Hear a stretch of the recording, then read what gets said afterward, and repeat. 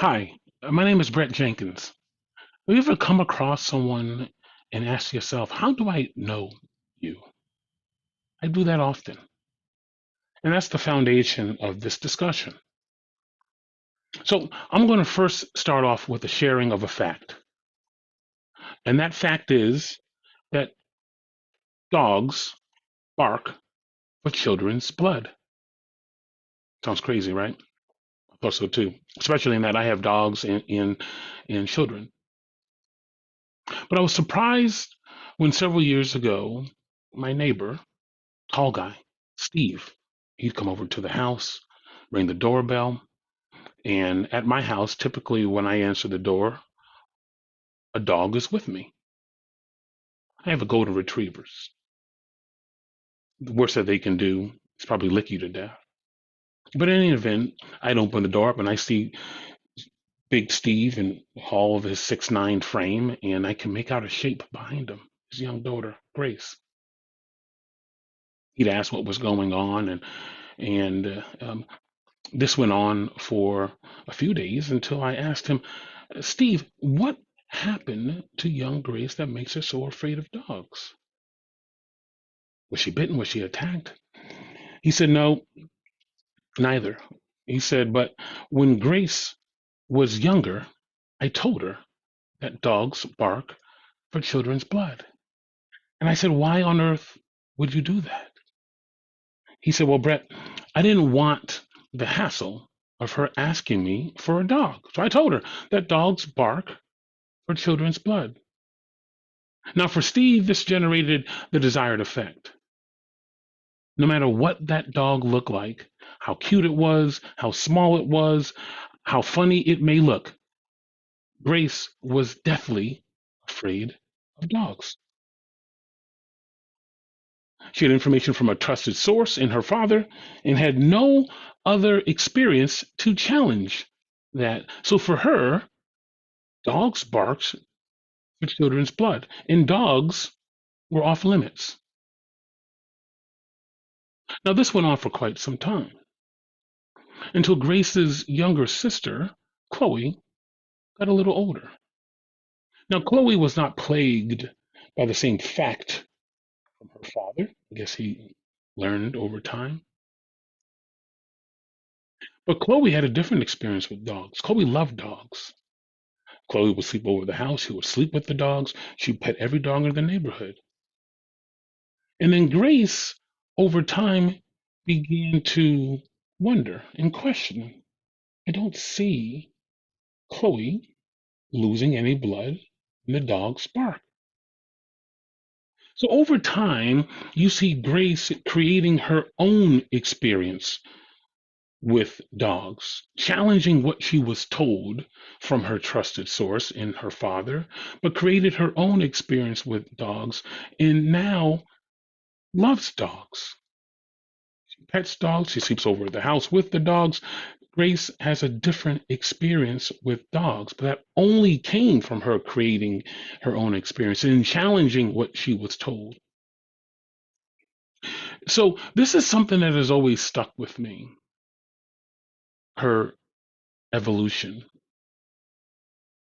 in appreciating dogs. And it was something that I began to further process during the height of the civil unrest and the continuance of the discord in this country following the murder of George Floyd. And I asked myself, and I began to try and process and understand, where does the fear of difference come from that leads to injustice, disparity, and also negative behavior? So I went on this personal journey for a few years, trying to understand, where does that understanding of people of difference come from? And I met with a lot of people, young, old, male, female, different colors, red, blue, different preferences, to try to understand, where does that difference come from? And I found that in most cases, perception is not from actual experience. but from what they've been told.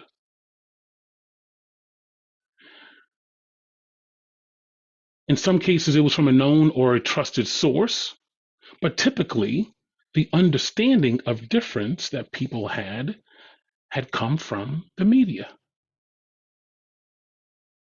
Now, the media gets paid to sensationalize, right? It's not often that you see the good of people in the media. It doesn't sell, it doesn't turn the page, it won't click. So imagine yourself if you're a young black person growing up in South Central LA. I don't have any experience with white people. All I see is white police officers killing black people. My perception is that white police officers are bad, and quite frankly, perhaps all white people are bad.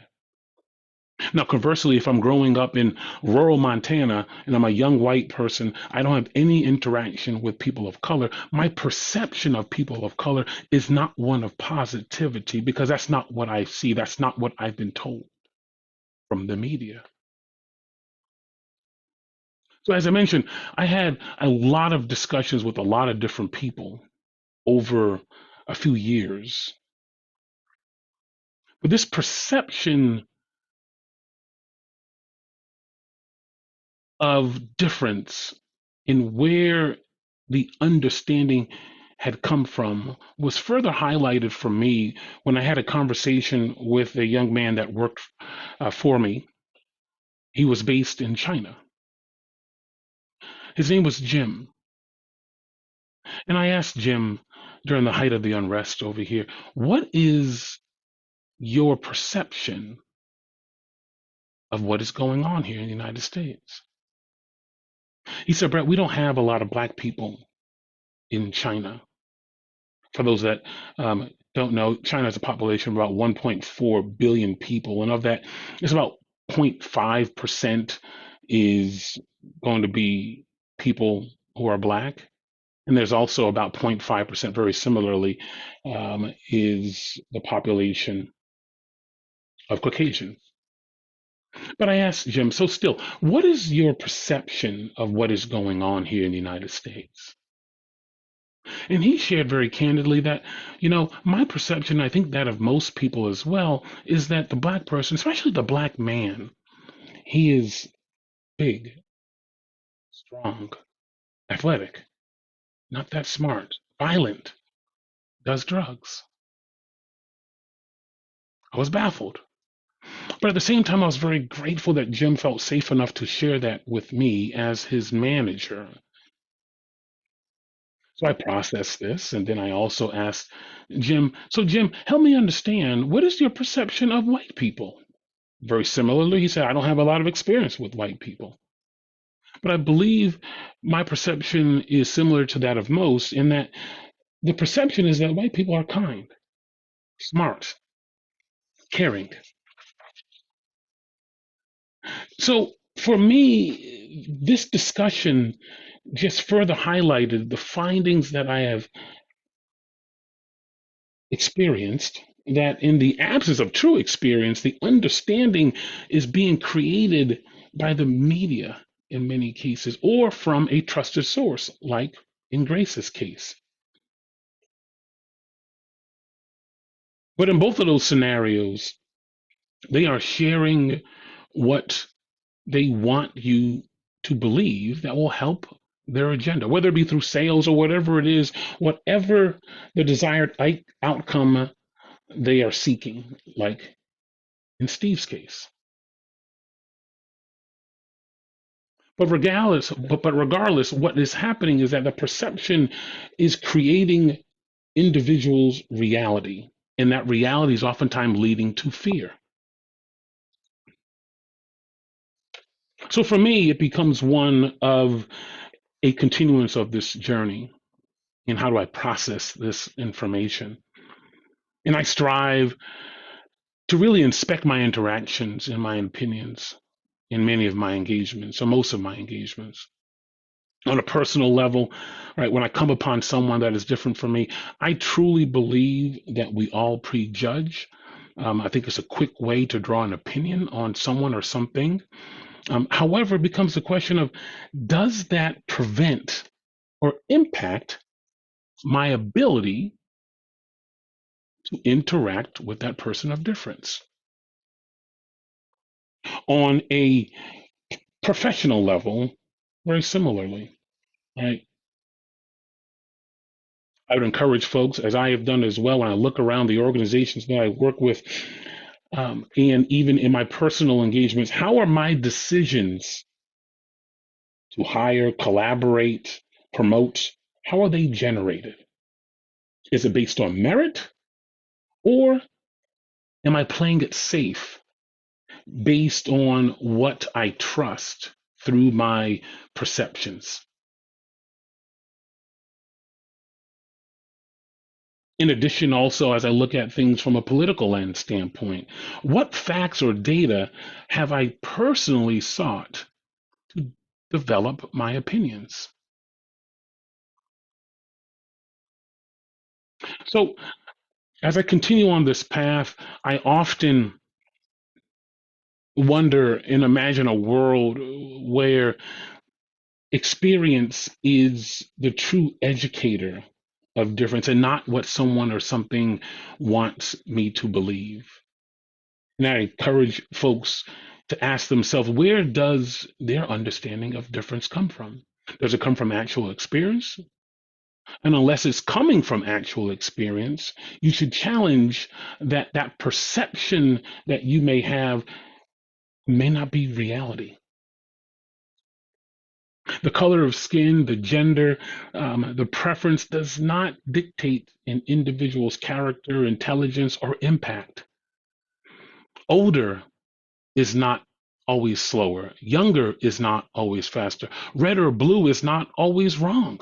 On and on. But we need to challenge the foundation of that perception and perspective and act like and with young grace and seek to create our own experiences, to create our own reality. And I believe in doing so, we will truly realize the beauty of difference and diversity. So I leave you with one last question. How do you really know people that are different than you?